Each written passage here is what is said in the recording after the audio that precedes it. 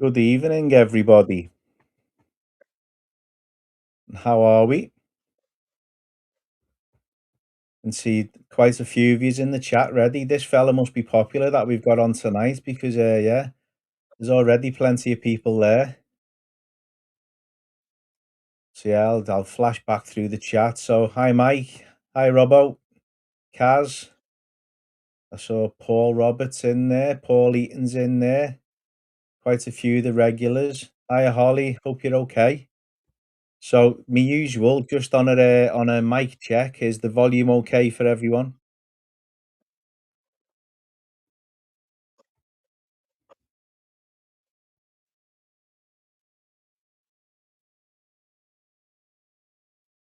Mike's usually the way. There we go. Thanks, Holly. Make sure everyone can hear me okay. Otherwise, there's no point me chatting away for a bit. Perfect sound. Thank you. Even with me talking, Paul.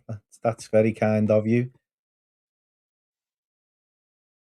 But yeah, so how is everybody? And again, hi Chris. Hopefully you and Lisa are okay, mate. You were missed on Saturday, Chris. It's your turn next. Your turn next, mate. But yeah, so how is everyone anyway? And again, for those that were there on Saturday night, thank you so, so much for your support for Grace's school, by the way. Um, I know, we had somebody, we had, never mind what were you saying, Robbo. I know my microphone's working, that's why I don't ask you. Can't trust you. You'd have me thinking nothing was working. But yeah, listen, guys, thanks so much for supporting Grace's school again. Grace had such an amazing time. It's very rare that we get to take her somewhere, and it's in an adult environment. But she was in her element, and she really, really loved being amongst you guys. Yeah, she really enjoyed it. It made it special for her, and it was special for me and Suzanne to spend an evening with with our daughter as well. So yeah, we usually have to get our elder daughter to look after her for the night, but yeah, Grace loved it. I think she's got the bug. She wants to go back to Hoylake again. So yeah, I'm sure you will see her again at some point as well. But yeah, listen, without further ado, guys, I'm going to run the intro and then let's get on to tonight's guests. So yeah, I will speak to you guys in a second. Stormy weather, feeling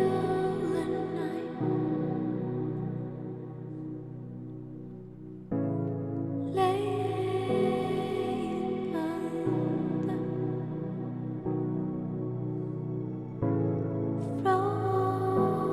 frozen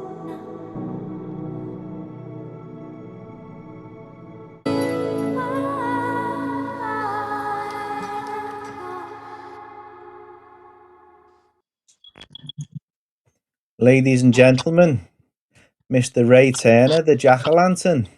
Hello. Evening, mate. How are you? Yeah. Well, thanks. Yeah. Yeah. I get it. Talking all things spooky. So you're just cutting out a little bit. Have you got a different? Have you got two feeds on with the? There's a bit of an echo. I can hear the echo as well. Don't know why.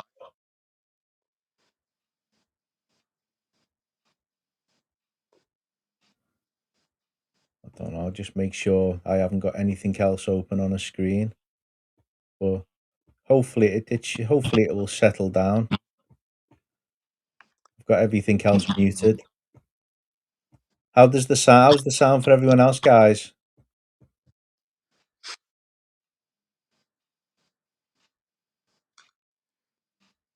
Yeah. When I'm talking, I can hear it play back to me.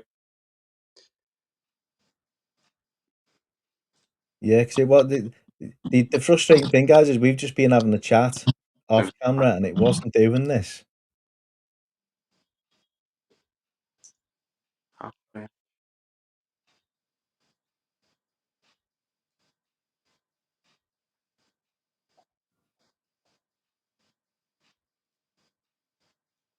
Yeah, so no, so if you so yeah, because it might just be so because I know sometimes it happens. It's like sometimes if you've got like YouTube on in the background or something like that, but If it's not, yeah, Let's see if I can no, right. It's still doing it, isn't it? yeah, that's frustrating. It's typical. It's our fault. Haunted Scouse, it's a curse. That's why I wear this bloody hoodie for things that go wrong.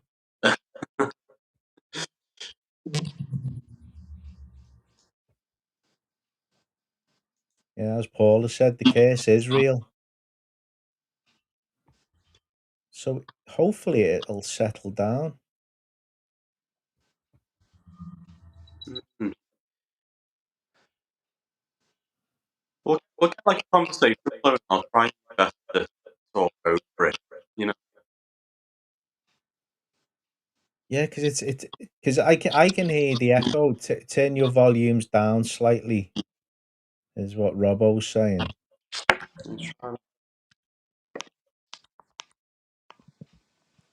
try now. That's better. Is it better? Yeah, Okay. there we go.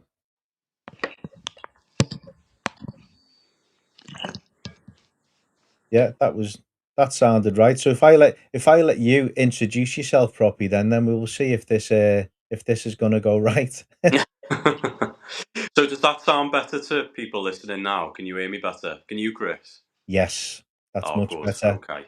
So I've had to turn the volume down on my end, so I'll have to listen little bit more intently for when you're speaking. But yeah, so as a few of you may know, I create under the Jack o' Lantern. I go telling ghost stories, dark history, um, folklore from all different parts of the country. Really, it had started from up this neck of the woods. You know, it had been stories that I'd personally experienced, and the family art that I absolutely fell in love with. Became a bit of a history lover, and then it became a thing where I eventually ended up, as I say, touring the country and telling ghost stories. But I always like to do it from the location because I just feel like that's taking the viewer there with me, as opposed to simply relaying a story, which I do sometimes do as well. But ideally, I always like to be at the location. And then through the week, I work with the dead. I'm a funeral director, so I've got some interesting viewpoints, I suppose, that maybe not all have that are interested within the paranormal. Okay, I mean, and that's the thing. It's like I know a lot of people will have a lot of questions, which later on, guys, there will be a chance to ask Ray your questions, so have them Mm, ready as well. yeah. But but yeah, I mean, obviously, quite a few of you have met. I've met Ray. You met him when we went to Bidston Hill. So so yeah, and I can see quite a few of those names in the chat. So you know exactly how good his stories are in person as well. I mean, we got somebody special jumped on the chat here, Mr. N Hello, Swister. Simon. Good evening, Simon. So he's setting the trend here. So the pressure's on now, Ray. So when I do another podcast, as the previous guest, Asked to come on and judge the next one. yeah, Yeah, I remember that night at the Bidston Hill. That was my first visit there as well. But I'd heard loads of folklore about there from reading the Tom Slemons Haunted Liverpool books growing up over the years. So I'd had a few like stored away, so it was nice to see it for the first time and host a few ghost stories there. It was a Halloween, wasn't it? it was, yeah, I yeah. It thought was a so, good yeah. night. Yeah, it was a great night. Yeah. Yeah, I think I say everyone thoroughly enjoyed it, and that's the main thing. It's just if you can have fun with what you're doing, then you're winning. I think Yeah, absolutely. And had you caught much up Bidston Hill way when you've been investigating over there? we have in the past, and we have got. I know I've touched on it. I've got a very interesting idea for an episode with yourself Mm, to return to Bidston Hill. So I'm sure our guys would love to see that. It's yeah, so if you do want to see that, I need to see it. So some thumbs up on this on Facebook and YouTube, and yeah, it's we will make that happen. We will find the time, absolutely. because that's I think you're the perfect person to help me bring this idea to life. that have got for Bidston Hill. But It's yeah, got so many varied tales to be told, Bidston Hill, hasn't it, as well? It's like got a little bit of everything from the it, ghosty side of things and to all kinds of the paranormal. And it feels isolated when you're there as well, which I quite like about it. yeah, exactly. That's the thing with it. I think once you're up there, you might get the odd teenager walking through, but once they all calm down, yeah, it's a great place, such a spooky place as well. Yeah. That's the great thing with it. Oh, there you go. It's Halloween 2024, somebody said. Yeah. Yeah, again, yeah, Yeah, I'll be right, time that'll be flies. when it was, yeah. It was actually, yeah, because I know last year, I had to say to everyone with being on my own and not having Adam to back me up. We Oh, didn't have the time to do anything on Halloween last year, so maybe we need to get something going again this year. yeah, Need to make up for it this time. Halloween's yeah, the best time for it all. yeah, I It need to up really my is. game. Yeah. It's a season for me, Halloween. It's not just like a day. It starts in October and goes for the full length of the month. I adore it. So what is your like I said to Simon when I was chatting to him, Yeah. what was the thing that brought you in to the paranormal? What kind of what's your have you got an early childhood experience or an early life experience that made you think there's potentially something there? Oh God, absolutely. Yeah. So the initial sort of pull, I think, for me was growing up young. I mean, I've moved and I work back in the Southport area now, and we'd grown up in a house up until I think I was about the age of 7. But I still have very vivid memories from it. And there was all kinds of odd, unusual, scary things that used to happen in this old house that I remembered personally. And it got ended up being verified years later when, of course, I'd spoken to my mum and my older sister and what have you, and they went on to say that they'd had experiences as well that they just hadn't told me back then. Naturally being a little kid. And some of God, there's all kinds, but some of the ones that really stick out to me is my room. I end up, remember being at the end of this quite long corridor. It was always freezing cold. There was an uncomfortable, scare. I used to say scary, atmosphere in this room. And on one occasion, we'd seen, we had this old Victorian vent that used to allow for airflow from the top. And me and my two sisters both heard a bird frantically flapping behind it, stuck. So when I alerted my dad, and he came up with a carry bag and a screwdriver, took the vent off. And as he's pulling it back, it's thick with dust and cobwebs. And lo and behold, it's a skeleton of a bird behind it with just a few feathers like remaining on it. And it was that like sort of dense with dust and cobwebs and what have you. I don't we understand, none of us, how anything could have physically been behind it. And then on another occasion, hundreds of blue bottle flies all over my bedroom window that overlooked Hesketh Park, if anyone's familiar with Southport. Next day gone. Don't know where they went, how they escaped the room, not a clue. Another occasion, hearing my voice my name, sorry, being whispered in the night. And seeing, I had a little shelf with my teddy bears on, and I remember seeing them falling off one by one like this. And then, as I'm calling my dad, and obviously upset as a kid, going back into the room, it would just suddenly stop. Then, and now thinking back of that, years later as an adult, something was obviously tormenting me as a child, really, because why would it do that? It was for no other purpose than to be scary, if you will. So I mean, there's other things I do remember as well. They're the most sort of vivid, really. And then, as I say, growing up and speaking to my family about it openly, uh, my mum had seen a full apparition there twice. And then on the final day we moved out, my mum and my older sister seen it at the same time. Of when we're waiting for this removal van to come, and they just said it was like sort of like a cloaked figure. Uh, and it was had its hands covering its face, and like the shoulders like appeared to be going as if it was crying. And that was the presence that she'd seen. So counting the, sighting with my sister, she's seen it 3 times in total. And I think ever since then, of remembering that as a kid and early on, and then hearing other people's ghost stories early on, even though I'd be scared, as a kid, I loved it. And I'd always had a fascination with spooky stuff. And I think on the back of those, I thought, well, something was going on in that house. I don't know what it was or who it was or if they were even a living person or what they were. I don't know. And I think that's the intrigue that pulled me in, and I loved it. And that's where it went. It went from there. is then growing up and always having that fascination with spooky things and what have you. Hear other people's stories and then wanting to retell them so that they didn't die to time.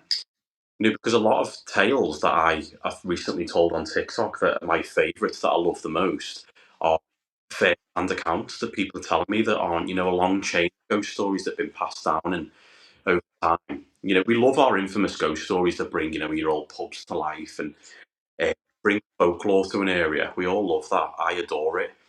But my favourite type are the ones that are similar to my experience as a kid and beyond, which I'll tell you later on about a really interesting one I had in Liverpool. Um, I love those because you can tell as the person's telling you something's really got under their skin and it's stuck with them to the point where they might not even say to you, it was a ghost. They're just like, oh, something really weird happened to me once. And then they go on to relay this fantastic tale. And the amount of people that have something like that to tell you, something has got to be out there going on. Yeah, exactly. So I'll just before we carry on, Mr. Billing is on. Good evening, Adam. Oh, hello. Yeah, it's and I appreciate you staying up late as well, mate. Because obviously, you know, he's still having to teach on Q8 time, so he's been Uh, having half four starts. So yeah, thanks for jumping on and saying hello, mate. Hope you're okay and not too oh, tired hello. yet. But yeah, I mean, as you said, right, it's like the amount of people that have got their own experiences, and they you just got to coax that little bit out of them. Yeah, But as you said, getting a first-hand story off somebody is so much better because as you said, you can read the body language. You can see the certain bits of it that kind of replay what it is that they were going through. yeah, For that. But what I'm gonna do, because our doorbell's just gone right in the middle of this, professional to the end, me. So I'm gonna transition you over and let's go for your first story then, please, Ray. yeah. Go on. Okay, so while he's seeing to his doorbell, you heard me briefly mention then about an encounter I'd had Liverpool based, and it's one of the cities that I'm familiar with most of all, really, in terms of ghost stories, because I grew up on all Tom Slemmon's Haunted Liverpool books, so I have quite a good idea of some of the hauntings that go on around Liverpool, and particularly Rodney Street. Now, when I graduated university in 2016, which sounds so old now, doesn't it? But yeah, I did. And I graduated in criminal justice. So my first job, which I'd previously been volunteering at, was a drug and alcohol rehabilitation with people, out of prison and what have you. And it was on Rodney Street. So as I said, I heard all these stories about it over the years, but it was just stories back then, I think. I didn't really think, anything really much more into it because this was long before the jack-o'-lantern was a thing. So anyway, I'm working away in this place. Nothing had ever happened in it. I was there for quite a long time, and then we used to have a late night on a Thursday in which the service users we called, would stay later on. We put a movie on the projector. We get food in for them, what have you. And the whole idea was you'd keep them busy. Give them something to do so they weren't going back home and getting in with the wrong crowd.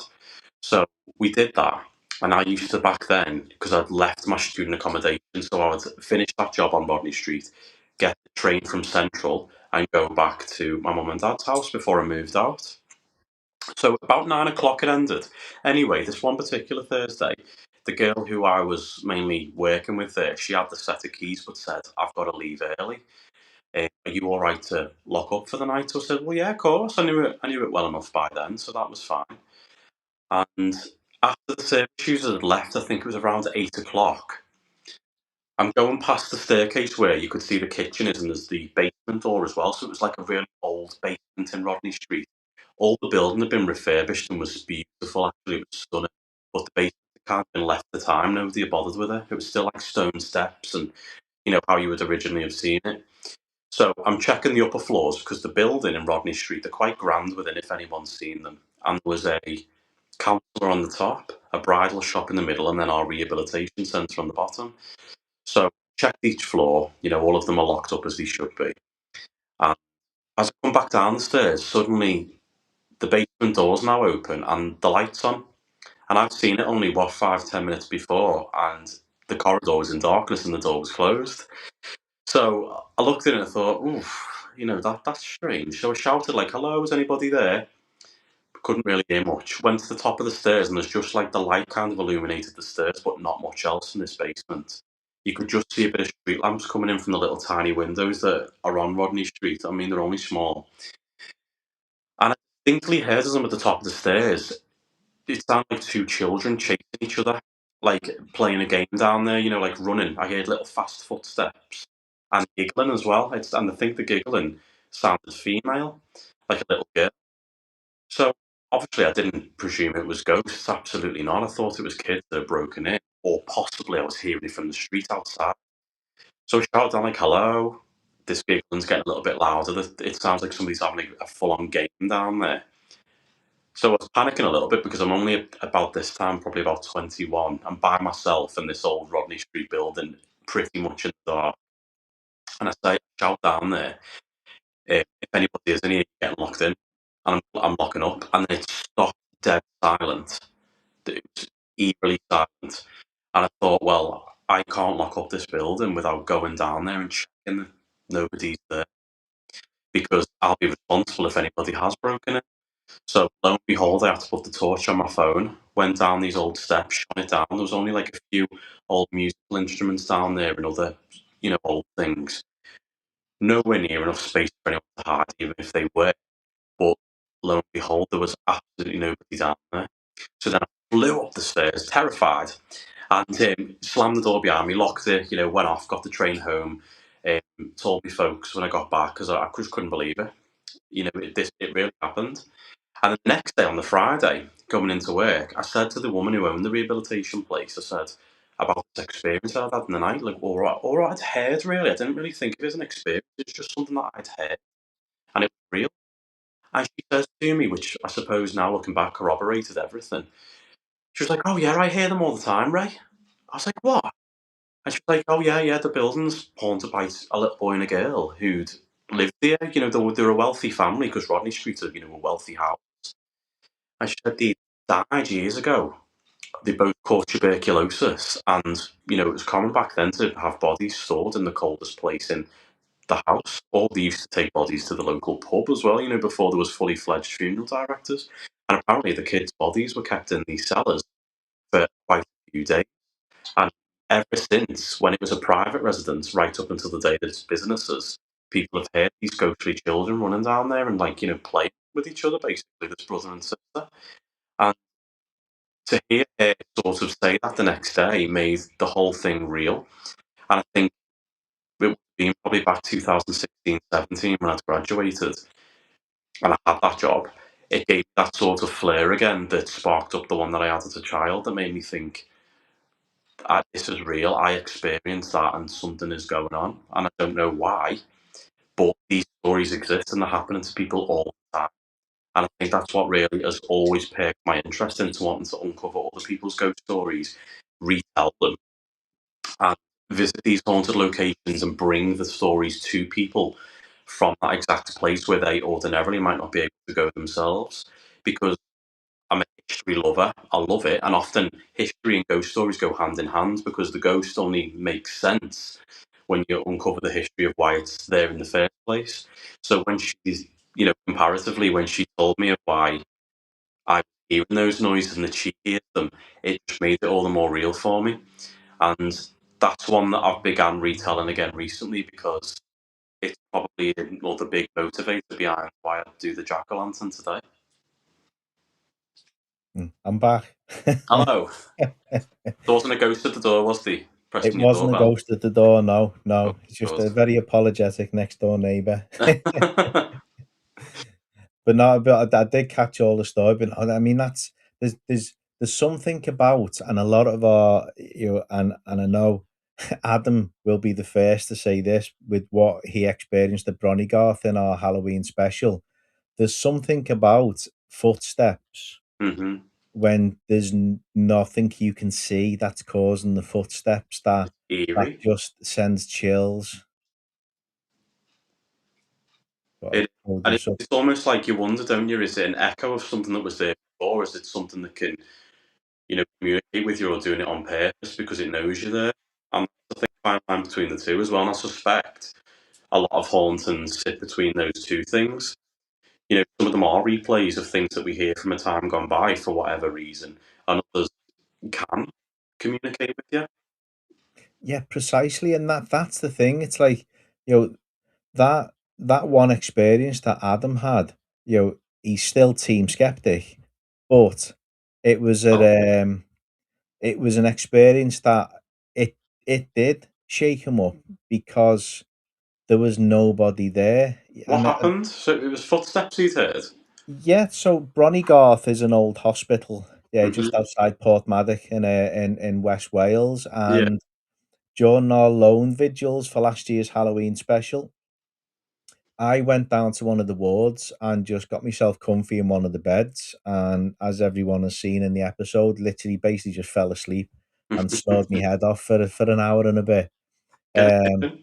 Adam, on the other hand, was upstairs on his own, with a lock-off camera on him and just with a sleeping bag and a pillow in a corridor, and quite a few things happened to him, but then just as I was waking up and the camera can see where I am, you can clearly hear a door creak open and shut, which Oh, catches Adam's attention, yeah, and then you can hear footsteps, like somebody's got a pair of plimsolls, like nurses used to wear the plimsolls. yeah, soft-footed Yeah, footsteps. but Yeah. not walking, not with any meaning, just creeping up, Mm, purposeful, the shifting of the weight, and Adam's torch went on, and it's when we went back there in, I think it was November or October, we no, January, sorry, we went back there this year for another event, yeah. and I made people turn the torches off up there who had seen the episode to say to them, "This is what Adam could see." Right. Because we film in night vision, it makes a lot of people you don't realize how dark somewhere is Absolutely. because Yeah. the night vision camera just lights everything up like we can see each other. Yeah. So to take people back to the same spot and everyone was like, "Yeah, yeah, that's where Adam was, right?" Everyone turned your torches off and everyone was like, "Oh my god." I was like, "Right, now imagine hearing a door opening and closing and someone sneaking up on you It's frightening, round this isn't it? corner." I said, "And you can see why Adam was quite happy to stay in where he was and radioed me to come up and I won't say rescue him, but Yeah. make him feel a lot better about being on that corridor." But yeah, it is. There's just something about hearing a familiar sound, but the actual physical aspect of it is missing. Yeah. And that's the whole eeriness of it, isn't it? Of hearing phantom sort of sounds that aren't there, and it's different ways. I think from collecting ghost stories and hearing people's different personal accounts of how a ghost will make itself known to somebody. It could be smells and what have you as well. The amount of accounts you'll hear from people who say, the common ones are like, this scent of lavender before something happens, or cigar smoke, or whiskey, and, all things that that person liked in their life. It just makes me wonder, how does that smell and that scent be brought forward to the modern day? It's super interesting. Yeah, I mean, I'm a big believer of a theory that a lot of ghost sightings are time slips. Yeah, And yeah, time could well slips and be. ghost sightings are one and the same in that you're not when you're seeing people and it seems to be such a solid form, is that more of a time slip than if you're seeing an apparition? And I mean, I class myself as fortunate. I think I've seen 3 ghosts in my life. Have you seen them? Yes. Well, that's pretty good. Well, tell me about your most significant. Uh, the the most significant one would be the first, and that'll go back up to I'll pop, Ben's in the chat. Hi, Ben. Obviously, most people know, and those that have crossed over to watch, from Ray's fan base, myself and Adam actually started out as part of Ghost Quest, Right. and we filmed one episode. Um, and it was called My First Ghost Story. So Ben, during lockdown, came from North Yorkshire to interview myself about my first experience of seeing a ghost, which Hmm. was the ghost of a little girl on a disused railway line known as the Raleigh, in down in Liverpool. So Ben filmed me during the day talking about it, following me footsteps of when I think I was 13 or 14 when I'd seen her. And then me and Adam, that was the first night we met. So it was during lockdown, it was fist bumps, no handshakes, and then fitting the camera together in the back of the car, and then off we went into the dark to film the episode, the nighttime episode. But it was that one sticks with me because I think a lot of people you have experiences, and then do you misremember things as you get older? Yeah, that's You true. Yeah. do you enhance it as you get older, and then filming that with Ben, I used the word credence on about far too many times during an interview with somebody, but we just happened to have a gentleman walk past walking his dog and ask what we were doing. So when we explained, well, we're just filming about, ghost stories of, that have happened up here, and he relayed to us, I've been walking my dog up here for years, and I've seen a little girl down there Oh wow, so it's without corroborating what knowing you why said. we were there. So straight away, Mm, he's in the episode. We actually interviewed him, fantastic. and then all the old workers from the Jaguar Ford plant who used to ride the bikes along there to go to work. We got in the Echo, and a lot of old Ford workers jumped in the comments and said they'd seen it. Wow. So all of a sudden, you think to yourself, right, okay, I wasn't misremembering. I Hmm. did see that little girl, and so did a lot of grown men cycling along to work and back from work. And then I say that the lad who was walking his dog, pointed down to an area and said, "Yeah, I've seen a little girl in a white dress down there." And it's like, whoa, there's not a chance that that he's heard what we were talking about. Yeah. You know, For that many people to have this similar experience as well, there's obviously a reason why she's sticking around, isn't it? It's good to get to the bottom of what's going on, or even the whole, you know, you must look at the reason like behind the pattern of why that person chooses to stick around as well. Because you yeah, generally find, don't you, it's either linked to, tragedy, unsuspected death, these various things of why ghosts choose to stick around. Because the amount of personal accounts, I've been told and collected over time now, where somebody's had some kind of experience, there is generally a bit of a correlation between how the person passed away. yeah, exactly. Well, there used to be a farm there, so we do wonder whether maybe she's linked to the farm somehow, Hmm. and that was just where she played. Wow. It's as simple as that. I mean, unfortunately, a lot of children back in the 1800s, there was a lot of childhood deaths through, you know, different types of illnesses. So it Yeah. could simply be that's where she was happy playing, and that's why she appears there. She never got to go off and experience anything else, but she wasn't. It wasn't. She was a happy. She literally skipped past me, and that was, but when I turned round, she was gone. Yeah. So it's like, so she was happy, and that's the thing I take from it. It wasn't the horror film girl in a white Often dress, not, is it? Yeah, because with a they're just the hairbrush people that they were in forward and, life. raising her head up. She was happy, skipping past me, and Yeah. then she was gone. So yeah, if she's in the spirit world, she was happy. Yeah. But what I did want to mention is, and I'll bring it over onto the screen. So I meant to ask you whether it's sold out, or are there tickets left for? I noticed an advert. Yeah. So are there still tickets left for that, Ray? Yeah, there is. I think I've not checked, but that's an interesting one. I've been recently, probably about a month ago, to over to Greystoke Castle, and it was the first time, and it had been on my radar for quite a while because in my day job, one of my lads as my hair driver, he grew up in Greystoke in Cumbria, and his dad was one of the old maintenance fellas at the castle. And he told me this story, because he knows that I love all this ghosty stuff, and we talk about it. And he said, "Oh, my dad was the groundsman for years and years. On one occasion, he's seen these ghostly Roman soldiers," and I was like, "What?" And he went on to tell me, and the story is so similar because I know, ghosty stuff, to the treasurer's house in York in terms of the experience he had. But it was outside, and he was, seeing to all the grounds as he did all the time. This was his job. and he suddenly is like disturbed by the sound of a horse's hooves and heavy footsteps. So he turns around and goes to look, what's causing it, and you can see this full legion of Roman soldiers approaching the castle, but they're all gone from beneath the knees, as was with the treasurer's house. And lo and behold, when the research came later on, they did indeed find this old Roman road that ran beneath the house. Exactly the same thing happened with Greystoke Castle. There was an original Roman road beneath it, which he, claims he had no idea of at the time.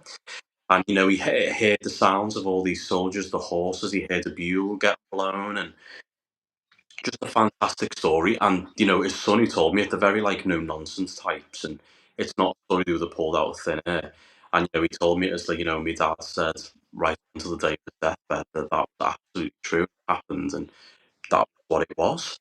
So it was always on my radar to go there, and lo and behold, I did, and I helped. Not to the point of what I'm doing for this particular event, I sort of helped host a night over there. And it was fairly quiet in most of the castle throughout the night, and quite a lot of people were saying they'd had all these various experiences happening to them in the attic. So as you go up to the attics, it's a former prisoner of war camp for World War Two. So you can see like old names etched on the walls with their, registration numbers and all these bizarre things, which I like something that's tangible, to be able to physically see it linked to the original history of the building, which you could. So we're up in there, again, not much was really going on. And then as we're walking towards the far end of the corridor, the rest of it's like kind of pretty much in darkness now. But to get to where we had been, torches were getting shone all over the floor, so you had a really good indication of where you go. Then all of a sudden, we this almighty like bang against the wall in the dark. So people are screaming, and you get scared. It doesn't matter if you're there hunting ghosts. If something like that happens to you, you get scared. And the torches, all quickly spin around. They try to see what's going on. There's a pair of sewing scissors on the floor that were 100% not there before because everybody would have seen them. And we got photographs of them, what have you. Didn't catch them hitting the wall because it was in pure darkness. But that one where I thought, oh, maybe there's something in this with this place. And it's nice to be visiting there for a pure one-off and have something because you'll know from haunted places that you go to, certainly in paranormal activities and 24/7. You often go to places and there's nothing the whole time, but that's not to suggest it's not haunted. It's just that for whatever reason, certain times ghosts flare up, and we don't know why that is, and that's why there's paranormal investigators. But sure enough, these scissors hit the wall, and there was no bugger else in that attic from that corridor where it hit. So on the basis of that, I created my video on it, and I didn't have that to show, but I told the ghost stories from the castle. Uh, they wanted me to host a night there, so how that will predominantly go for anybody who's potentially wishing to come along, which I'd love you to, is it'll be about an hour or so in the Great Hall, where I'll be telling the dark history of the castle, ghost stories of that location, and some of my own favourites, really, that aren't just based in Greystoke. And then different groups will be divided up with different like paranormal experts and some with me, and we'll go off to different parts of the castle and investigate it, and it should be good. It sounds brilliant, and I Yeah, know for anyone who's like, I know sometimes, guys, it's hard to sometimes see everything that I put up on the screen because I know some of you watch on phones and laptops. Not everyone's on the big telly like we would be. Um, but if you head over to the Jack o' Lantern Facebook page, all these details are on there. they are. So Yeah, so if again, I've just put it along the bottom there, make sure that you're jumping over onto the Jack-o'-lantern, social media pages as well, and give Ray a follow there. But yeah, on the Facebook page, guys, and I'll share it later on ours as well. For anybody that is interested, it sounds like it's going to be a brilliant night and a great location. And that's it. I'll Yeah. just point out to all, don't be coming at me saying, "Can we go there?" Because every time someone mentions a haunted location, the inbox just fills up with Yeah, "I they're went getting here last night. inspired. Yeah, can we go?" It's like, "Oh my god, got a day job." But the woman who runs like the paranormal aspect over at Greystoke, so part of it is still a private residence, and it was for a long time in which it wasn't even open to the public anymore. But he does allow it now, so it's open for the public for all kinds of events, not just ghosty stuff. People get married there and what have you now. He's very much on board with it. But the lady who does run it all over there, called Eve, who had invited me the first time, she's, very much up for getting it out there to people and getting one's reputation known. So it absolutely is a place that, potentially one day you could get your crew to. Yeah, well, there you go, guys, and, listen, there's gotta be enough comments and everything and likes and thumbs up and Tell subscriptions him, and everything for all that. You've gotta earn it. yeah, and yeah, play your cards right. But yeah, so I think it's time to hear another story from you then, please, right, if you don't mind. Sure enough, yeah. Okay, so the next one I'm going to relate to, yeah, the first one, as I told you before, was something that had happened to me while I was um, working in Rodney Street, Liverpool. It's a place now in like the spooky aspect that's close to my heart now because it's super atmospheric. It's not far from home, and I'm really familiar with the area. So it's why it's one that I always love to tell because it's true, it happened, and make of it what you will. The next one I'll tell you about didn't happen to me. It happened to my partner and his family years ago when he was a kid, and it was his mother who related to me actually. And the reason why I enjoy retelling this one is because again, it's not just a case of which is scary enough. Don't get me wrong with it. I lived in a haunted house, I've seen a ghost. That's terrifying. But it's the stories that I've been telling on TikTok recently, where there's an element of them that's unsettling and different, something eerie that gets under your skin. And this story did for me. The first time I heard it from his mum, I remember sitting there thinking, "Oh, like that's spooky." So she went on to say how in the probably mid 90s, they got a house of rental in Maghull, which for anybody, a lot of people here are local. For anybody who's not, it's not far from Liverpool at all, sort of between Liverpool and Southport way, 15 minutes from where I am at the moment. And in this old rental property, from day one, not one member of the family, so it was mum, dad, and 5 siblings. Not one of them liked being in the bathroom. And it was just something that they all used to say to each other. And at first, nobody had a particular reason, for saying that they didn't like being in there. It was just the feeling and atmosphere. So a few weeks into staying at this place, the mum and dad, because the kids, naturally fallen asleep a bit earlier, are getting driven mad at night by what sounded like a hairdryer or a hoover. So like that like noise like this, and the dad's human, searching around the house thinking it's one of the bloody neighbours, and they're doing all kinds in the middle of the night and what have you. He's getting quite annoyed. But the strange thing is, as he goes to try and find the source of the noise, it always seems to be coming from the bathroom direction. But he gets in, it dissipates, so it's gone. So he can't quite tell that it's coming through a wall or whatever. But of course, that's how they rationalise it. So this is going on for a while. It's getting to the point where it's actually disturbing their sleep in the end. And he said on one occasion is that they were in bed and they heard what sounded like wet footsteps coming down the corridor, which of course the pair of them naturally assumed it to be one of the kids. For some reason was wet. So he opened the door as if to be like, get back to bed, open the door. There was nobody there and there was no wet footprints, but he heard, this sort of noise. Another occasion, the mothers. So keep in mind, all this is happening in the spell of they're in this house for 6 months at a push. So she's in Muggle Square shopping, doing her food shopping, getting a taxi at the time, and the taxi driver takes her back home, and he opens the door, helps her with all her shopping, and as he goes to open the door, this terrible cold wind washes over the pair, and to the point where she said it didn't just feel like a cold breeze, it was horrible, she said. And the taxi driver said first, sorry, love, I'm not going in there. I'll leave you shopping by the front door. And she said, neither am I. You can take me back to square. And he drove her in the taxi back to the shopping square until her husband got home from work to pick her up because she was that unsettled by it. And these experiences were happening throughout these months where they're living in this house. To the point where in the end, they want to move. Nobody likes the house. Everybody's getting to the bathroom as fast as they can. Going out, and it feels unpleasant. So the day they're moving, everything's stocking up, in the van and what have you. And this nosy bugger from next door is, watching over the fence and said, "Oh, you didn't last long," to his mum. And she said, to her, like, "Why? What do you mean?" And she was like, "Oh, nobody ever lasts longer than a year in that house." She said, "Did you ever see the ghost in the bathroom?" So obviously his mum stopped and she's like, "What are you talking about?" And although they never seen a ghost, obviously these experiences, they certainly had something going on. And she says, "Well, actually, as a matter of fact, yeah, we have been having some strange things happen." And she said, "Well, it's no surprise. Apparently, in the 60s, a couple had lived there, and that she'd been there all her life, this woman. And the fella was apparently having an affair with another woman, and she found out, and he left her for the other woman and just left her in the house on her own.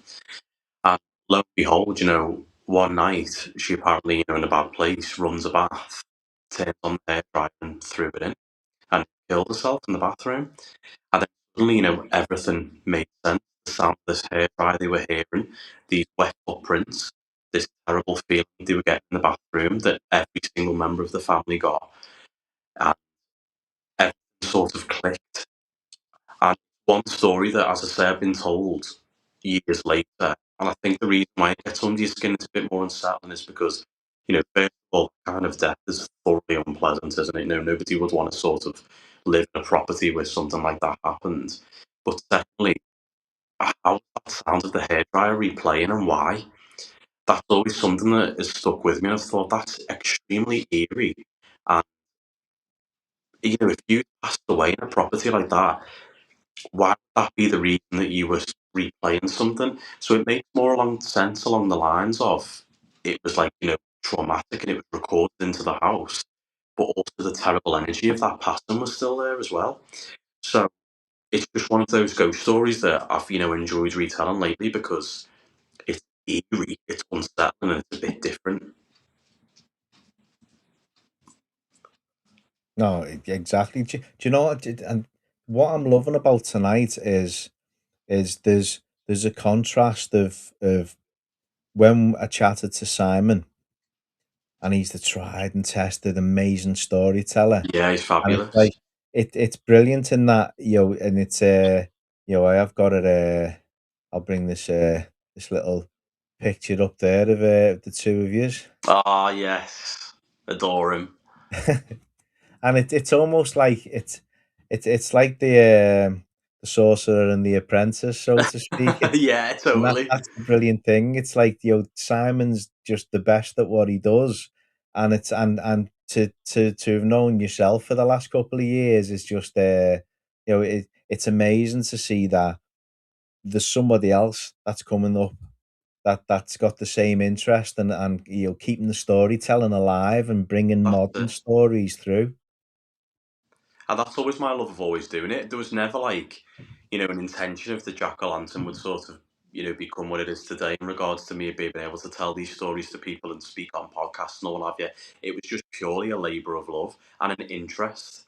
I think that's the foundation of anything like this. Is if your interest is there and you're able to relay them in the best possible way, it will naturally progress to where it needs to go, without any sort of major push behind it because you're just passionate about what you're telling and you're collecting them over time.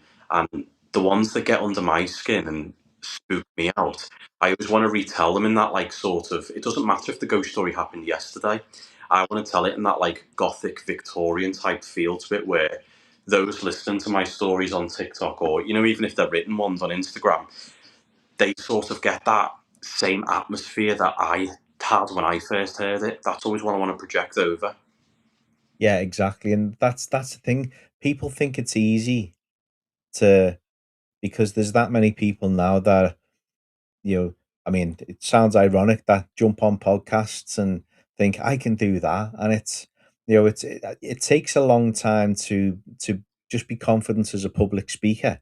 Definitely, yeah. And some people might think, "Oh, I could do that," because in amongst your friends, you can be as confident as anything, relaying stories and everything. But take that person out the group of friends, put them in a room with a group of strangers.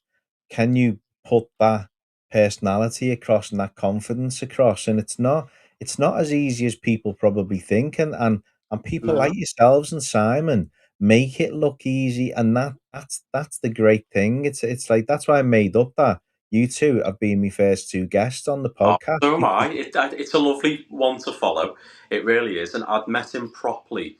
The photograph that you showed there recently up in Pendle Hill. And it's a chap who I've done quite a few, like, he films paranormal documentaries and what have you. And I've kind of gone along with him as the uh, dark historian and the storyteller, for the ghost stories. He's a great lad as well. Crime and Paranormal, his group's called.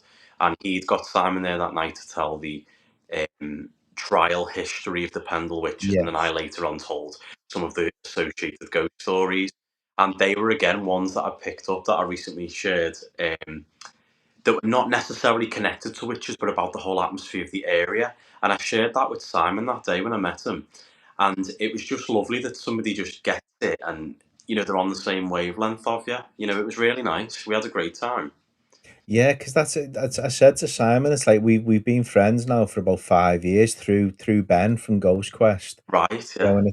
and we've chatted back and forth, and the closest we've got to meeting was doing the podcast and actually Right. chatting to each other beforehand, like we did on camera.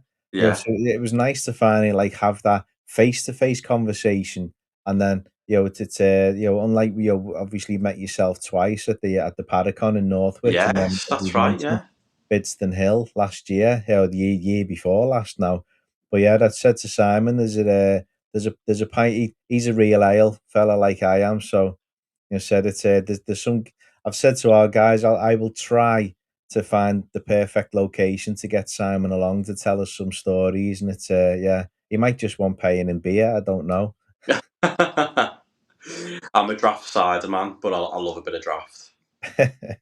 So my next question to you then: Yes. what is your favorite genre of the paranormal? Is like, so by that I mean like, so you've got your Dracula, your Frankenstein, or you've got your ghost stories. What kind of, is there a particular genre that you prefer over anything else? Most definitely. I mean, if in terms of like a genre of the paranormal, I adore the Victorian ghost story times because the stories are atmospheric. You can picture it. It's the time before technology where we can like phone somebody for help or quickly jump onto a landline or what have you. It was even before that for a lot of the time. And I think during the Victorian era as well, ghost stories really took off. The population become fascinated with death. Funeral mourning really went into its own. Um, you got the rendition of the Penny Dreadful magazines in which your average Joe could now suddenly read for the first sort of time. Your populace could read, whereas prior to that, it was a skill that only the wealthier people could have. And ghost stories like that really took off, as did true crime as well. Hence why Jack the Ripper blew up so much because people wanted more and more all the time. And they were being embellished and added to, but that's what people wanted. And the way that the stories are sort of described from that time period, it gives that like gothic sort of cut off feeling. As in, I was just trying to describe you before. Now we're in the modern day where you'll have a ghost story and straight away. People's, did you film it? Did you take a picture? Did you this, Yeah, that, the other?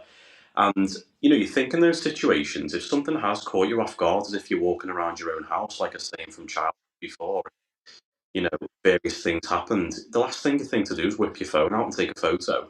You're just living in the moment, thinking probably primarily, what is that? yeah, What's happening? But back then, that option wasn't even there. And one of the coolest, Victorian ghost stories that kind of really got me on board with that whole period was this one that took place in Ireland, and it's absolutely true.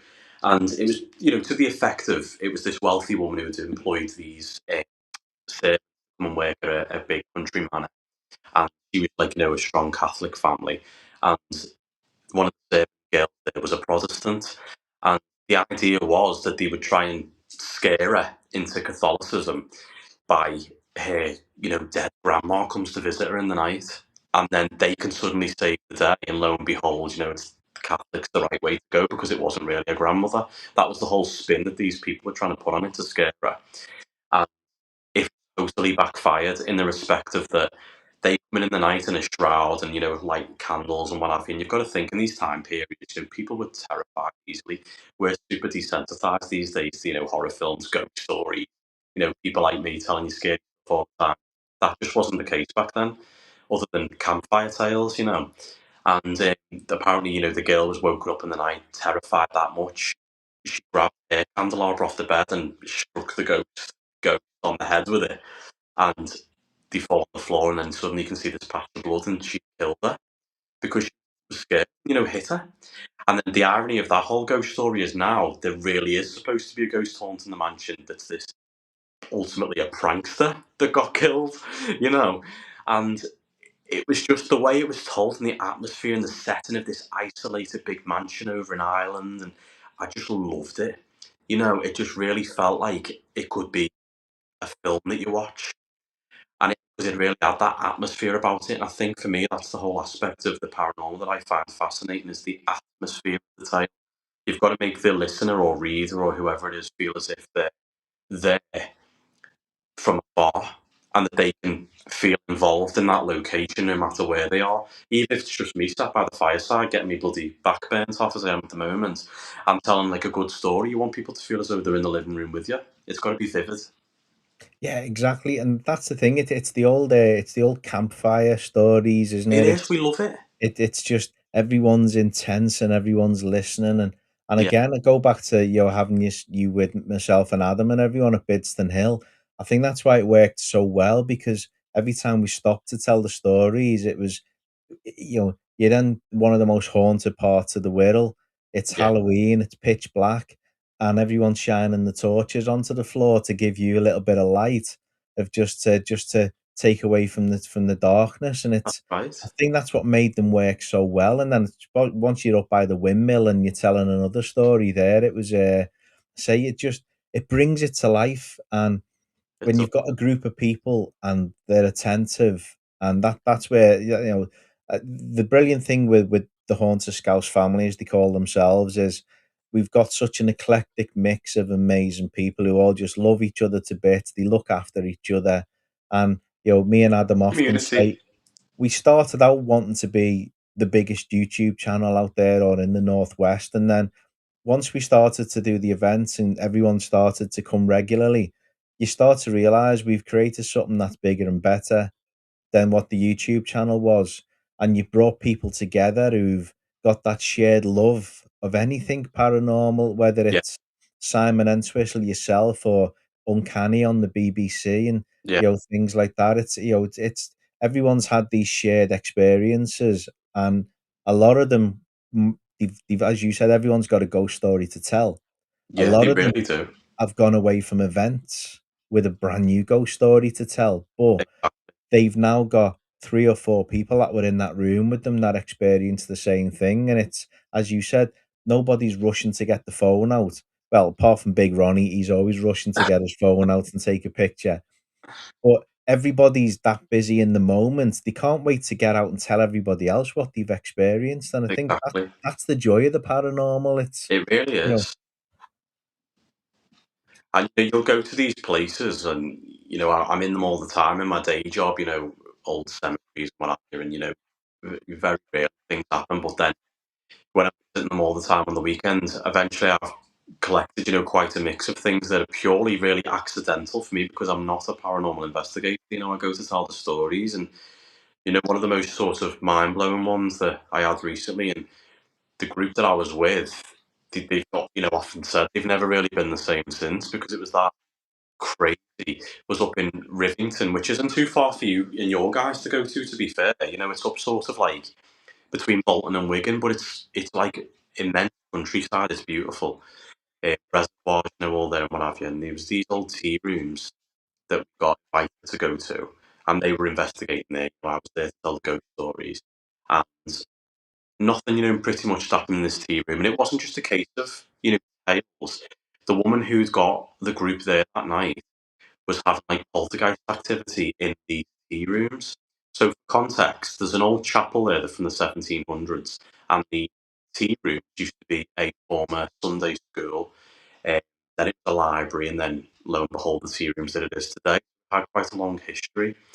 And she get all this bizarre paranormal, activity in there that was poltergeist like the little tea jugs flying off at all hours in the morning on their own, and then people who were sat there having a coffee and a bit of cake that are suddenly standing up and reacting because something's hit them on the back of the head. And you can't fake those reactions, you know what I mean? It's people who are clearly getting quite spooked and are there to enjoy a bit of tea and cake. And you catch it on the CCTV. So that's how it become a location. And, I got talking to her, and her mum owned it before her. And I said, why do you think, fair enough, there's a graveyard outside, but generally, certainly in my experience as a funeral director, that's just someone's final resting place, not necessarily where a spirit would cling. And she said, well, when it was being renovated into a tea rooms, decades ago, they'd found bones under the floorboards of where the tea rooms are. Of course, had to alert the police. And it turns out they put it down to, ground shifting over ultimately hundreds of years. So where it was, previously a burial plot, the ground had shifted over time. It's wet around there as well. And lo and behold, these bones have ended up under the bloody floorboard. So she thinks, people traipsing over it every day. Suddenly, it's been disturbed, this resting place. So that's what she put it down to. So, this all in mind, we're in the tea rooms, nothing particularly happened then. And then we go to the chapel later on. So at this time, investigators were allowed in there. They're not anymore as a result of this that happened. So we go into the chapel, and then it was just me and one lad at first, and we heard this almighty thump by where the altar is. And that scared the wits out of us, and then that kind of like set the scene then for, the others coming in. We told them what had happened and all that, yeah. And they're set up like yourselves, with night vision cameras and all this stuff. And then activities surrounding this one particular chap called Paul, he was shouting out to do this, that, and the other, and that he was the only person it was responding to. The rest of us were getting ignored. And then somebody asked, like, right, well, if you are doing these, occasional little noises, what have you, give us something now. And then in the dark, there's this and it's on my videos, the whole thing was shot, this almighty smash. And everybody jumped out of the skin. Keep in mind, we're in the dark. It sounded like somebody had put a brick through the stained glass window. That was what we thought. Well, that's primarily what I thought it was. Someone's bricked the window because they know we're in here. Terrified. Everybody, just people are screaming, and it doesn't matter if you're hunting ghosts or not. Something like that happens, you get terrified. You think of people first of all. Anyway, you know, camera switch over to yeah. And there's like three sets. So, no, sorry, two sets of three lampshades, big old glass lampshades, probably from the 60s by the architecture. And out of all of them, one is swinging insane like that, and it's smashed to smithereens. The glass is all over the floor, and the lad who's had the night vision caught it, and it just smashed into pieces. And these have been up there since probably what, the 60s. There was no lights on the whole night, so even though pure chance it would be down to the heat had smashed the glass after what, 50, 60 years. Uh, that would be extremely coincidental, but they hadn't even been on the whole night that we'd been there. It was dark in that chapel, and that got caught. And by God, it's smashed a bit. And then, as I say, on the back of that, the vicar had a Sunday service the next day. Spoke to the woman who owned the team and said, what the hell's happened? Me lampshade smashed, and then said to her, well, I don't want any of that sort of thing in the future. Now people can't come in here again. And I don't know if he did think somebody had done something, but she was able to show him the footage, which I think saved their skin, not having to repair. But that's something where you think it's that out there, like that happens once in a lifetime to people, doesn't it? Something that over the top. Yeah, exactly, and it's one of the things that Adam always said. We Everyone always pecked Adam's head as the skeptic or haunted Scouse. What's it gonna take to turn you into a believer? Something And like that, it is. he always said, it's like, I want the chair to fly across the room. Yeah, So it's like, yeah, we've already spoke about his experience with the footsteps. yeah.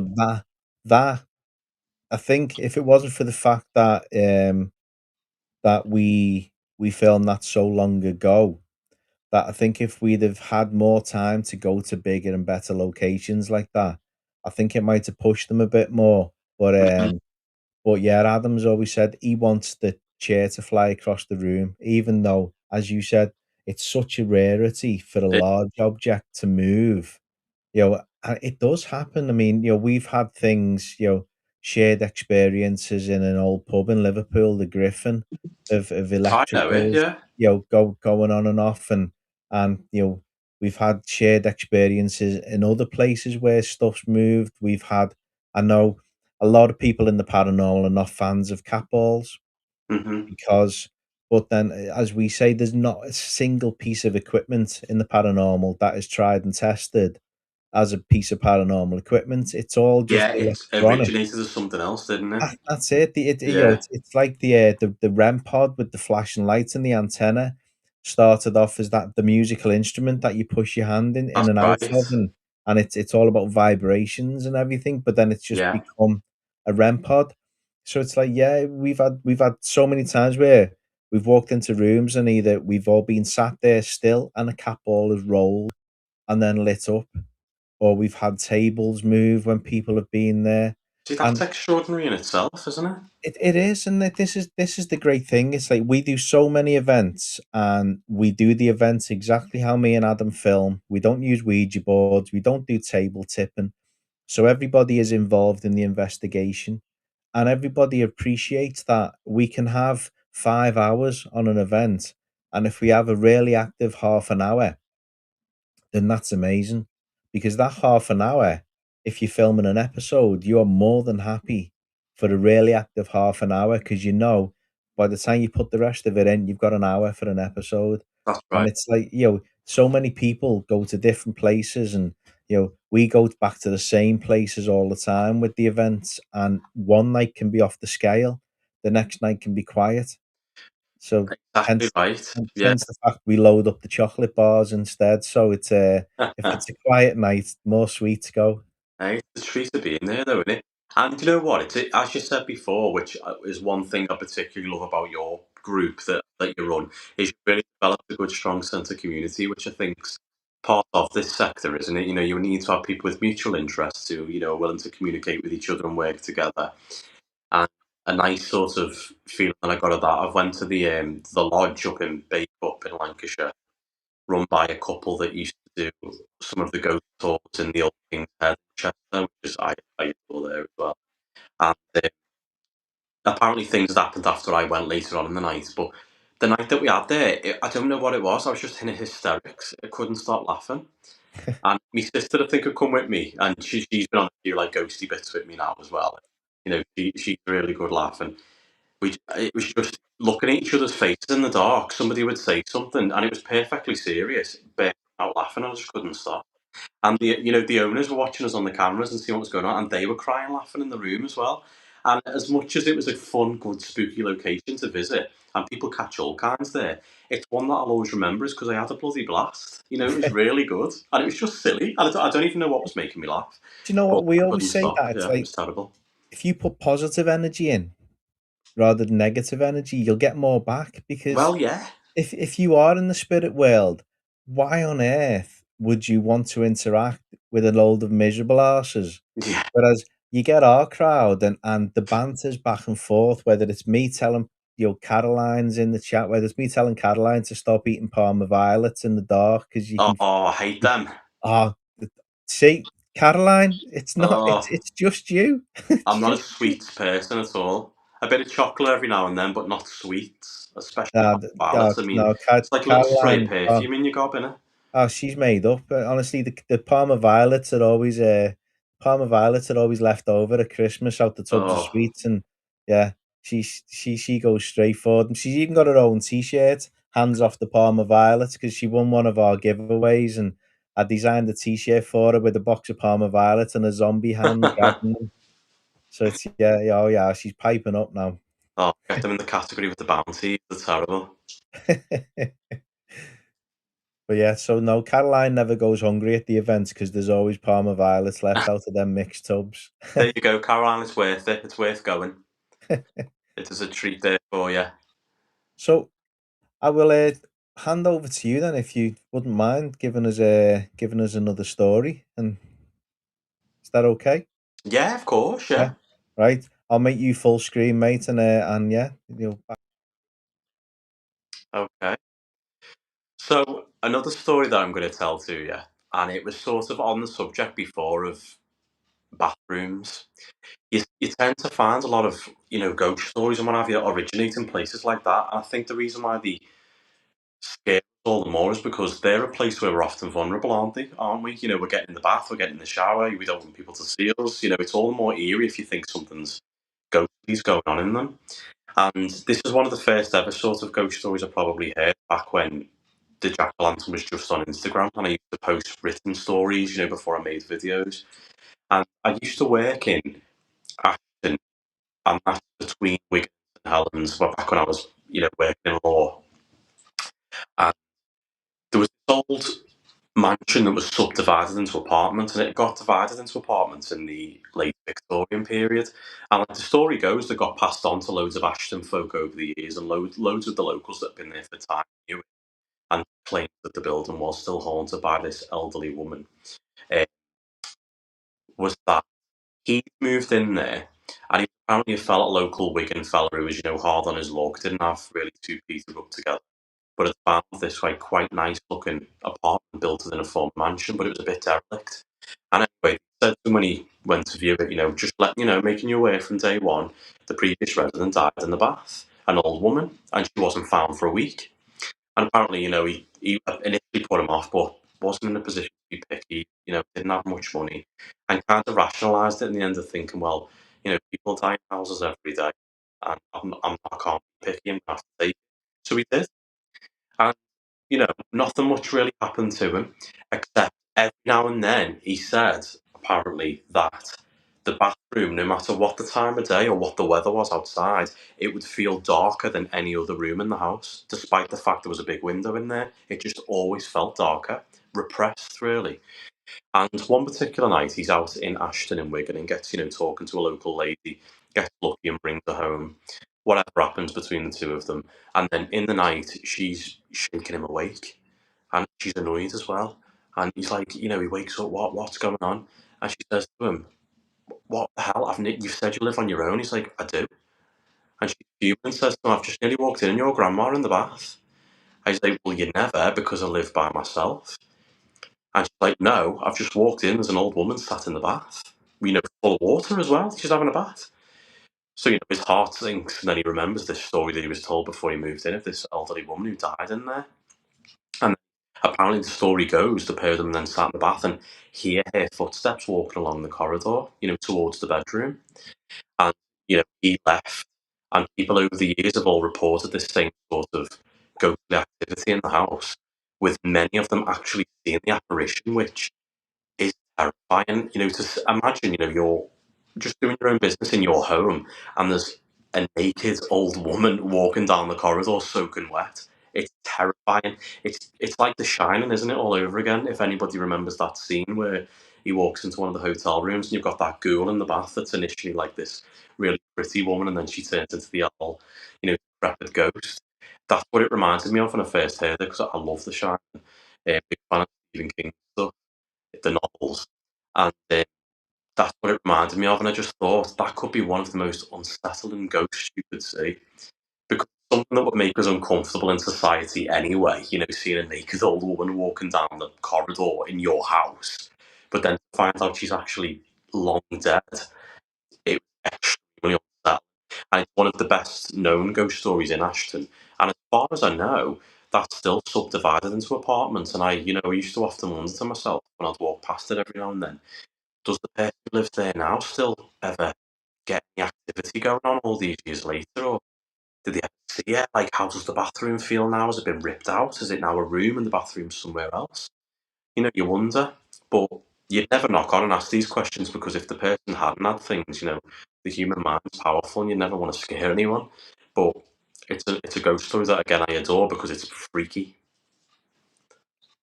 Yeah, exactly, and I mean, that it's anything like that. It shivers down your spine, because it's like it's such it's for a lot of people who are younger in the chat, probably just the idea of a naked old lady probably sends shivers down the spine anyway, you know. Exactly, but me too. But but yeah, and as you said, people are living there now, and do any of them have the experiences? And You you do wonder. wonder, and And if is the not, why? bathroom, yeah, is the bathroom still a bathroom? Has it been Yeah, turned into a bedroom, and somebody yeah. wakes up and finds she sat at the end of the bed in the nip instead? It's like, Bloody you know, hellfire. Yeah, because and that, if not, what makes that like go suddenly move on? Because one thing I always think that obviously doesn't count, residual replays and what have you, is obviously I now, I've had that many experiences and heard that many ghost stories that I absolutely do believe it. Whereas I used to sit on the fence, it was more just an interest. But I think now, touch wood, if I was to pass away tomorrow in this house, for example, I could not just walk around haunting this house every day for years and years. Doing the odd thing here and there, and my mind needs to be constantly occupied. Like, I'm very out there, and have to always have something on the go. What have you. And that must be torture if that's the life that a spirit or a ghost has, where they're stuck in the same building day by day. That would be a form of limbo or something. It would be terrible, wouldn't it? Yeah, I mean, I see it. I'll just put Caroline's comment up here because one of the favorite locations of our guys, it was called the Griffin Hotel. It's down towards the Dockland area in in Liverpool, and it's famous for having the Everton players painted around it. And we were the only team that actually went in there and filmed Yeah. some absolutely out of this world evidence. And Really, what then happened? it was it was separated into 2 parts, the Griffin, and I know where Caroline's coming from is that I think just about everybody had an experience in there. You know, my wife Suzanne and Kaz, who's in the chat, they both saw a man in the base in the cellar.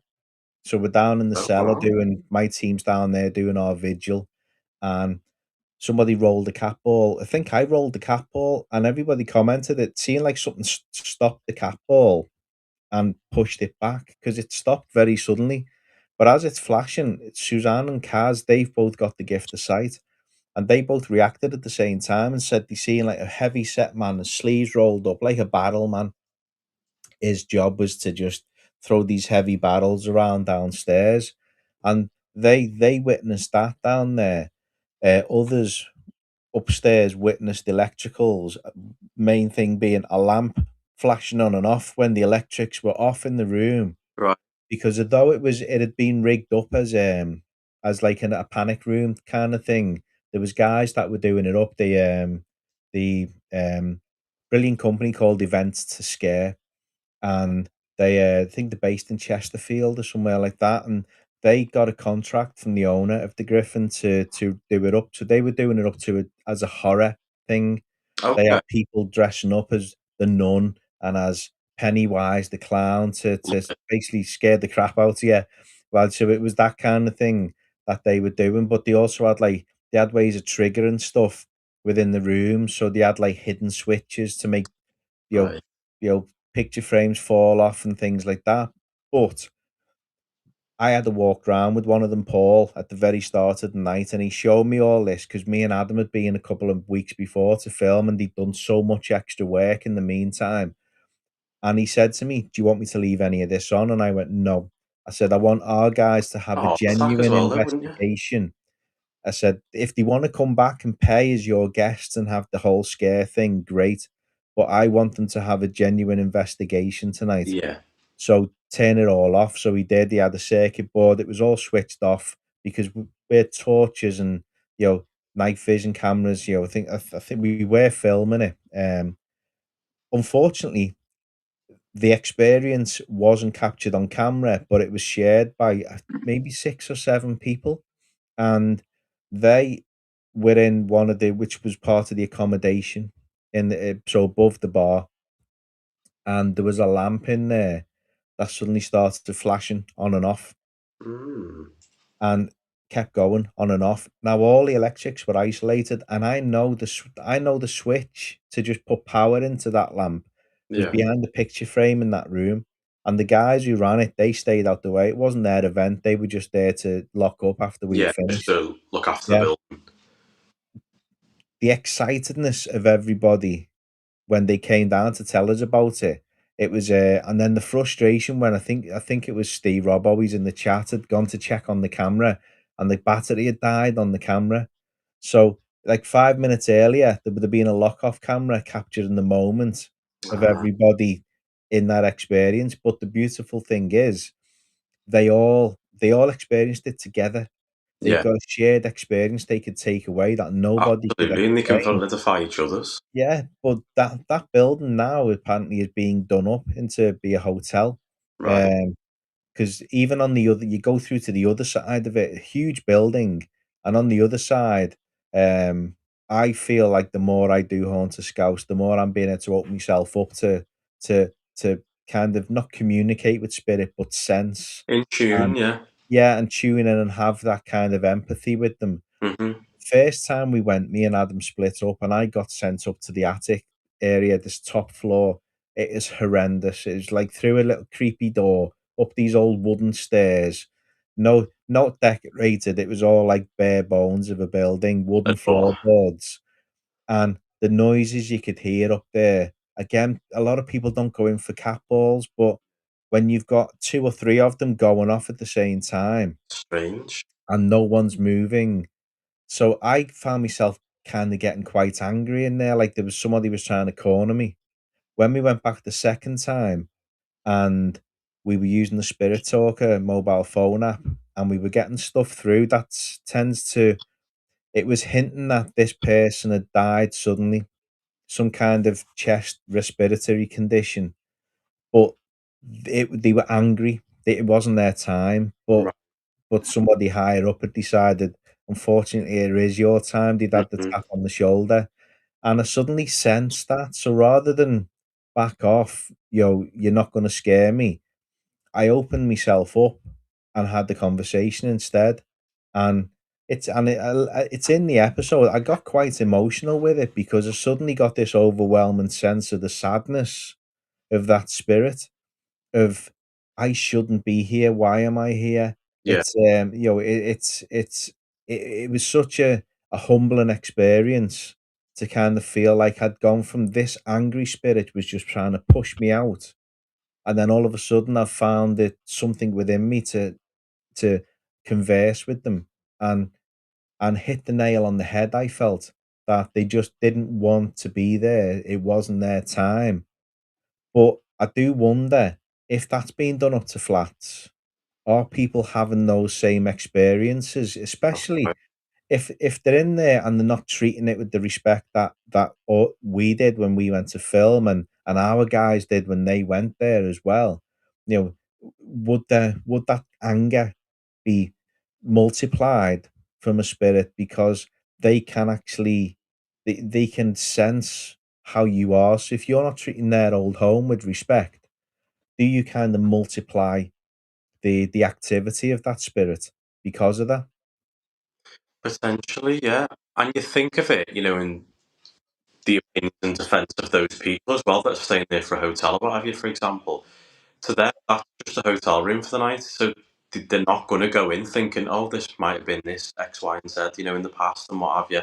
And that might be, why you hear these stories of, house renovations where suddenly paranormal activity flares and what have you, because we're doing things as living people that is perfectly normal for, someone we're staying or a place that we own or that we're making home. We're making it our home. But if there's, something from a previous life or I don't know, whatever quite they are, that don't like that, that tends to be when things flare, isn't it? And it can be completely unintentional that the family just make it the home, or if it's a hotel, you're just chilling for the night. Like chances are you paid enough for it. You're doing whatever you want to do for the night, and Yeah. it could be a reaction, couldn't it? Of miscommunications between the two worlds, if you will. Well, that's it, because 'cause we've often gone to places, and one of the best ways to we feel to communicate with the spirit in that situation is to kind of own the fact that changes are taking place. Yeah, And yeah, point out to them, this is you might recognize this as your home, but it's not, unfortunately, it's not your home anymore. Somebody else lives here, they are making renovations. It's like, you know, they don't mean you any disrespect by doing that, but this no, is now their home, just how when it was yours, you would have done similar things to make it into your home. And it's, I think if you show empathy with spirit, and obviously in the it's a natural thing for yourself with your day job is to be empathetic. It's I think you get a lot more reward yeah, from spirits by being that way, and being somebody that if they met you in life after 10 minutes they'd want to sit down and talk to you for another 10 minutes, not absolutely, yeah, itching to get out the way. yeah. We should all maintain that throughout our day-to-day lives as well, because at the end of the day, no matter what sort of personality stance you come from or how people are, they always want to be understood. Don't they? They always want somebody to, even if their actions are unjustified or out of emotion or what have you. They want you to at least get that, and that way, someone's communication levels are open with you then because they feel that they're understood with you. And I suspect the same thing, probably happens on the other side of things too. Things are getting smashed or broken, or there's this really over the top activity. If something's flared to the point where it's going to do that because it's so rare, you know, and people have said to me over time, "Oh, you seem to catch all kinds when you go to places, and I think, well, out of the amount that I go to in my spare time and day job, most of the time, absolutely nothing at all. And that's just the way it goes. But I frequent them so often, and I don't know if it's a case of that I don't go looking for it necessarily. And one of the most common things about picking up you know, again, I've filmed the whole place. I've told the ghost stories from within. I've interviewed the staff, what have you. Absolutely nothing's happened, and then lo and behold, later on, I played it back, and there's a voice there that wasn't there at the time. You're always blown away by things like that because, again, it's something you play back. You think, "Oh, wow, that's real." That You're lucky if you've captured the voice. Me and Adam have been using digital recorders for 5 years, never captured one. have you not? But then we always say we always joke with each other and say it's gonna be that one. When we do capture one, it's gonna be the one, because it's and that's the good thing with the way we do it. It's, whether you I know there's a lot of distrust in the paranormal, even before I won't go full on debunkers, because everyone knows I could have a full on I could do a podcast talking to myself with a second camera about debunkers and ranting about that, you know, but it's with Haunted Scouse, we always wanted to use as quick as we could multiple cameras because if there's one angle of something, you can always say what happened over there. If you got two angles, then you can back that up. And if you got a third angle or so, and the camera in another room, then you're furthering that potential evidence that you can push forward on someone and say, well, we're not saying it's 100% paranormal, but you try and debunk that. Make your mind up, yeah, yeah, Yeah. So what I'll do, I'll put this poster back up again just to remind everyone. So yeah. again, guys, I will share this on the Haunter Scouts pages as well. It is over on the Jack o' Lantern Facebook page. If any of yous are not busy on that weekend, then it's just have a little look, see if I can see, I think it was it Neil, the gentleman's name in the comments, who kindly offered a bit of advice to Kaz because we do. Kaz and her husband Mike. Mike is a wheelchair user, so I seen Kaz asking about the accessibility of it. So it's yeah, it was Neil. So yeah, thank you, Neil, for throwing a bit of extra information in the chat there. It's much appreciated. Again, something close to our heart at Haunter Scouse is accessibility because my sister's a Absolutely, wheelchair yeah. user. So we do believe that half a location is better than no location whatsoever. Too right. And that's the thing. There's far too many paranormal events companies that just kind of think, it's not accessible, full stop. But it's like, a lot of places say Bronigarth Hospital's not accessible, but the huge 70% of it is the ground floor, and it is accessible, and the toilets are accessible, and things like that. So Yeah, it's it shouldn't hold you back like that. If you've got the passion for it, and especially from my side of things, if telling the history, the dark history and the ghost stories and what have you, anybody can enjoy that, and they should be able to. yeah, precisely. But yeah, so I think we've been going for just under an hour and a half already, and it's Oh yeah, yeah, flown over, yeah. you know, especially It's on funny how you get talking about these things like this, and it suddenly, time slips away from you, doesn't it? As you begin, talking about things that you're both It interested in. it does, exactly, and I know everyone will agree in the chat, just like I said with Simon last time, I'll certainly get you back on, and, it's, I think looking up on the feedback thing, one of the things that when you were telling one of your stories, I was having a quick look, and it said it could be something like, the a microphone too close to the speaker and things like that, so, earbuds or headphones and things like that can help, and yeah, but at least we sorted it anyway. Well, that's Robbo it. came Yeah, through yeah, with the from the turn the start. volume Yeah. down a bit because yeah, I thought it was gonna be the shortest podcast ever. Nearly, nearly.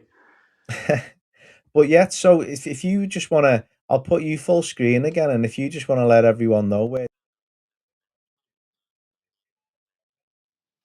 Absolutely. So, yeah. So predominantly, it depends what you enjoy, really. So if you're wanting sort of um, short, sharp ghost stories that tour you of locations, generally my TikTok videos are the best place to look for those. And my videos generally go for about 2 to 5 minutes. So just enough, really. And that's over on my TikTok channel, Jack O' Lantern Stories. That's my handle across all the socials. Facebook and Instagram are where I'll generally write them or post written updates of where I'm next going to be going, and try to get a bit more interaction with people who enjoy following me as well. So again, same handle, Jack O' Lantern Stories. Give me a follow on there. Uh, it's a good mix of dark history, catching buildings in the right light, and telling ghost stories. And most of the time, the ones that I try to relate to people are that I've learned from, staff members that work there, people who visited there over the years. I try to sort of catch the tales that you might not come across in, a local book of the area, something like that. As much as they're fabulous as well, and we love retelling those. Uh, as I say, from here in this podcast, I want to tell you stories that maybe not necessarily that well known, and give it that more realistic aspect of things as well, because tales naturally get embellished over time. So every now and then as well from the videos, not a lot of the time because I try to keep them as two separate entities, but I do sometimes create videos on um, awareness around funeral care as well, and what happens when you die, and what the options are, what happens if you die and you've got no money, and I try to sort of make those topics as well that people don't come across those situations and are left wondering of what happens. Try to give people information in advance, and get then a whole host of questions on the back of those, death and funeral type videos, and I try to answer as many of those as I can as well. So um, my content's varied, and it keeps coming. And I'll never run out of ghost stories, and I'll never run out of information to share about funeral care in the death industry as well, because it should be something that we're all informed about and we're able to make the right choices. No, that's brilliant, and again, I think that's the nice thing. It's like it's letting I always hate using the word fan base with our guys because it makes it's everyone in the chat are such great friends now of myself and my wife Susanna and Yeah, Adam, and it's so I always kind of I think I shared an outtake from a recent episode of filmed, and it was me doing the intro, yeah, I've and seen it. saying, we've got some of our fans upstairs, and it was like a smack the head moment. It's like fans. It's like no one cares if me and Adam walk into a room anymore. It's all about seeing each other, which Too which is right. fantastic. But it's like it's nice that doing a thing like Saturday night, me and Suzanne being able to take our mentally disabled daughter Grace along now. She's 18 Did I to meet an her, event. Chris? Pardon? Have I met her at Bidston Hill? You did Yeah, I indeed. Yeah, remember. She was lovely. yeah, She you was a met her at sweetheart. Bidston. Yeah. So yeah, it's nice to let people in to see there's humans behind these stories, and Yeah, of course. I know you're like myself. You're a big advocate of mental health and everything Yeah, like that, and massively. it's again we can chat more about that next time. It's I don't think enough people do actually chat about it, and then if you once we put ourselves out there on social media, I think a lot of people just take it for granted that we just plow on and nothing affects us, but in reality it does. We're humans, Of and course. it's nice to have that that understanding, and it sounds like you've got that same kind of back and forth with your fan base. That in fact I am going to call you a lot of fan base because you are fans, so it's maybe I should put you back in your box and call you fans, because some of you are getting a bit big headed now.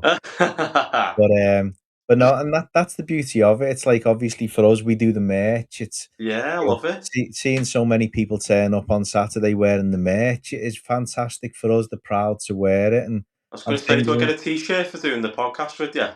I will sort you out a I was T-shirt, going to yeah. say at the minute I'm rocking Scooby Doo, so I'll have a Haunted Scouse T-shirt as well. You see yeah, you pressurised me there now, so yeah. That's your prize for coming on here. Anyone who's Yeah, going to come on. yeah, maybe that's it, yeah. I've got to bribe everybody for a Haunted Scouse T-shirt once just to get them on. But no, but what I would say, guys, listen, thank you so much to everyone for jumping in the chat.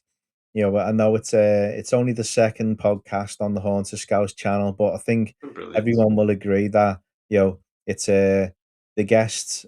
We've started with a high level and we're keeping it at a high level. It's yeah, we just and it's enjoyable for me to sit down just talk back and forth about the world of the paranormal. Yeah. But yeah, listen, thank you so much, Ray. If you want to hang on there while I just say a little farewell to everybody, and then Yeah, I will sure. have a little chat to you before you go. Brilliant. Yeah. Bye all. But yeah, so guys, that was the jack-o'-lantern, and I'm sure you'll agree that was an absolutely amazing hour and a half. It has flown over. I can't actually believe how fast that's gone. But yeah, so I'm gonna end this now, guys, with a thank you to everybody for tuning in. Thank you for all your kind comments. I'll catch up with a few of them.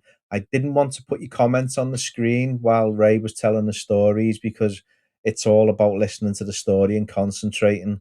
And if I start putting your comments on the screen, I know what you lot are like. You'll just keep chatting away to each other, trying to get the next comment on the screen. But yeah, listen, from me, it's nice to do these things on a Monday night and start the week with something nice. But yeah, I am gonna roll the end credits and finish this one off. And yeah, I will. I'll see you on the next podcast. And yeah, don't forget we've got a couple of episodes coming up. So those that are new, possibly to the YouTube channel, if you have a little look, there's a couple of premieres that have been set. So hit the subscribe button for us, please. It's completely free. And maybe watch a few of the old episodes as well. But for this one, thank you so much for watching and see you next time.